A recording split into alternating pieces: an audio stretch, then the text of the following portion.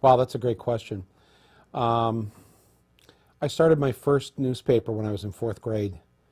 It was a, it was a school paper, not approved by the nuns, and it was shut down after a while. Then in fifth grade, I started a neighborhood newspaper. I ran out of lemonade money for that. Started the school paper back up in sixth grade. Got shut down. Started again in eighth grade. I think you're getting the gist of this. So I've always loved. My mom taught me how to read before I went to kindergarten. I always thought that being able to read provided lightness. It helped to dispel darkness and ignorance, stupidity, and so I guess I've always considered myself a journalist. If anything, maybe I'm maybe too honest of a journalist because I don't try to hide what I feel or what I believe in. In fact, I think you have a right to know that. I think you should know, well, this is kind of what I believe in and this is how I feel. I may be wrong. I don't think I'm wrong, but I'm willing to be proven wrong, as I have been. When I remember famously during Bowling for Columbine, being in Canada, because I was up there to show how, because Canadians don't have guns, that's why they don't kill people. And then while I'm up there, I go to the statistics office in Ottawa, and I find out that actually Canadians per capita have more guns in their homes than we do. And they still only kill a couple hundred people a year. So it's like, okay, that just killed my whole theory. But I loved it. I loved that moment. So the journalism part of this is important to me. But the other stuff, the stuff that, like showing up at AIG to arrest the CEO, believe me, I'm dead serious about that. I'm not just there as I'm not trying to punk the CEO. I would love to take him away. I'd love to see these guys behind bars. I still want to see them behind bars. But I recognize the fact that I am making a movie. I'm not writing an essay or a term paper or an op-ed. I'm asking people to leave the house on a Friday night after working hard all week and go to the movies. Pay a lot of money in some cases, get a babysitter. And so I want them to walk out of there 2 hours later feeling as entertained as they possibly could be on a Friday night. And thus that part of me. And so the push-pull that exists, actually, this is probably the best example of this. It's the last week of my senior year in high school. On Monday of that week, I am elected to the Board of Education. I'm the first 18-year-old elected to public office in the state of Michigan, 1972. The next day, it's announced that I've been elected by my fellow classmates as class comic or class clown. They always hand out the class comic and class grouch, most likely to succeed, best looking. I was second place for that one, by the way. And it was like, so my peers were honoring me for my humor, and the town I lived in elected me because they thought I could do some political good. So I've been that duality has always existed in me.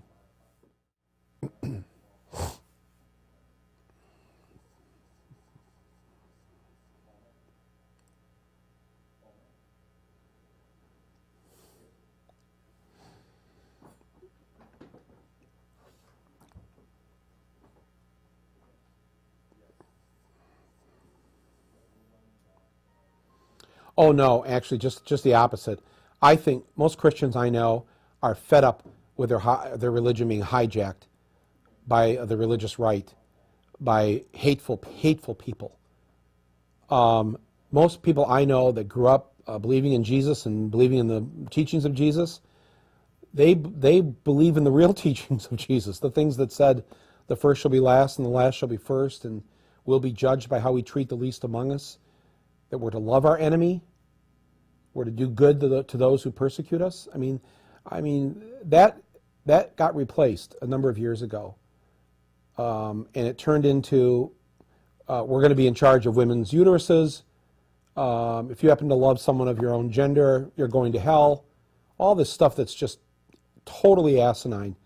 And I went to the seminary to be a Catholic priest, so it has bothered me to this day that what I grew up with and the principles and beliefs that I live by to this day have been so debased by a very small group of people.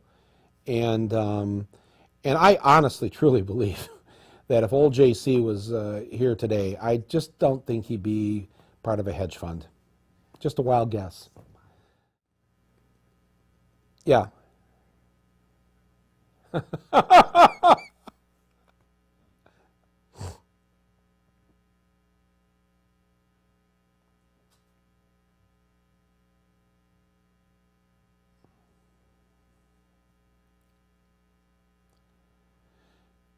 um, uh, I think eventually the people that have been ruined by that richest 1% will rise up, hopefully non-violently. But they aren't going to take it much longer. And so the rich can have it whichever way they want it. Nobody really wants them to not be rich. Nobody wants to have them shopping at Goodwill. You know, that's not what we're talking about here. We're talking about that 1% that's got more than the 95%. And if you think the 95% is going to put up with that for much longer, you've got to be absolutely crazy. You've got to be so out of touch with where America is at. These middle Americans, these average middle-class Americans, they have believed in the American dream their entire lives. And that dream was that if you worked hard and the company prospered, you prospered. Now it's you work hard, the company prospers very well. Oh, and you lose your job and your health care. And now you're home. Now you're home. You know, it was bad enough 20 years ago when I was in Flint and people were losing their jobs. That was pretty rough. And then people started to lose their health care and they get sick and they wouldn't have a way to, they put off going to the doctor and they die an early death.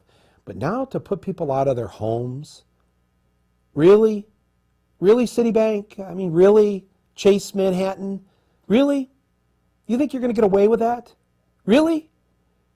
How many middle Americans do you think you can put out on the curb before they just get up off the curb and say that's enough? And that's what's going to happen.